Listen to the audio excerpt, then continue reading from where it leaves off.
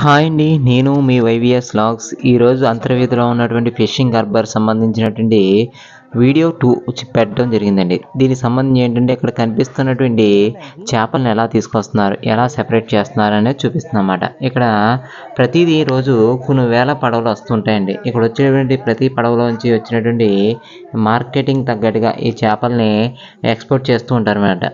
దీనికి సంబంధించిన full video link అనేది కింద ఇవ్వడం జరిగింది. ఇది చూసి బాగా ఆనందిస్తారని ఆశిస్తున్నాను. ఈ వీడియో కనుక నచ్చితే కనుక లైక్ చేస్తారని, సబ్స్క్రైబ్ చేస్తారని, అలాగే ఈ వీడియో మీద మీ కామెంట్స్ తెలియజేస్తారని ఆశిస్తున్నాను. Thank you so much.